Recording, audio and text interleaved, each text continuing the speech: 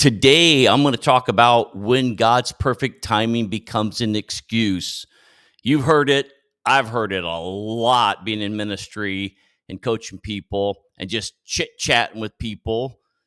Maybe you've even said it. I know I've said it. I'm just waiting on God's timing, God's perfect timing. And listen, that's a beautiful truth. God does move in perfect timing. But this is important. If we're honest, sometimes we say that as a way to avoid dealing with what's right in front of us right now. Sometimes God's perfect timing becomes a spiritual way of saying, I'm afraid, I'm stuck, I don't want to do the hard thing right now, I don't want to obey, I don't want to do the work. We turn it into a Christian sounding excuse, and instead of taking the responsibility on ourselves, we blame God. We won't say that, but that is exactly what we're doing. We dress up our passivity, in spiritual language, and we call it trust. I'm trusting God, but it's not trust. It's something called spiritual bypassing. I like that. Spiritual bypassing. Spiritual bypassing is when we use spiritual language to avoid emotional pain, to avoid that hard work, to dodge responsibility, or to delay change when we know it's necessary, but we don't want to make the change. We say, God's perfect timing. We say, I'm waiting on God. But what we're really doing is avoiding the next faithful step that we are supposed to take. We say, I know he'll open a door, but we're not even knocking. We say, I trust him to fix it, while we ignore our part in the healing or the fixing or the building. Let me tell you the truth. Waiting on God is not the same as doing nothing.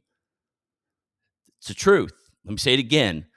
Waiting on God is not the same as doing nothing. In scripture, waiting was never passive. Nehemiah prayed and he planned.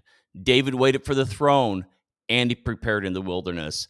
Even Jesus didn't bypass pain. He faced it. He wrestled. He sweated blood. Faith doesn't avoid. Faith faces straightforward and faces the hard truth. Faith faces the fear. Faith faces the next step. It takes the next step, even when it's painful, even when it's uncomfortable, even when it's stepping into the unknown. Now, I've seen people stay stuck for years waiting on God's perfect timing, but deep down, they were scared to move, scared to face a broken relationship, or scared to face breaking a relationship with the truth, scared to start again, scared to admit they were wrong. So they slapped a spiritual label on it, just waiting on God. And it sounded holy, and everybody gives them a pass. But really, it was fear, dressed in a robe and sandals. Think about it. It's not judgment, it's not condemnation. I've done it too. I'll do it again.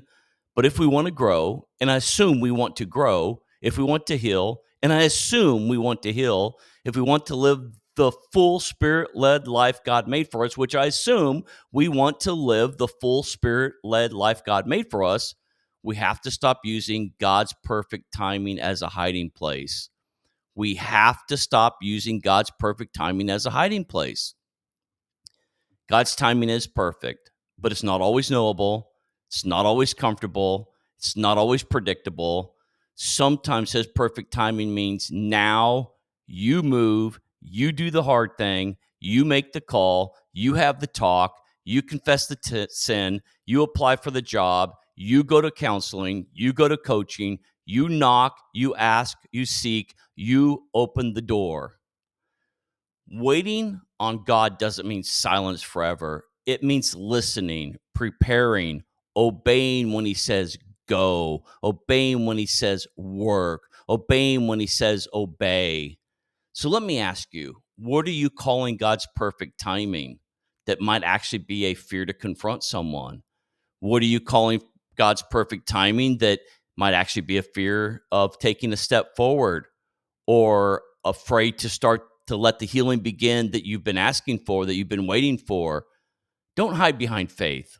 Live through it, face it with Him. He's already in the timing, He's already there, already in the process. He's already given you the courage to begin. So go ahead today, begin.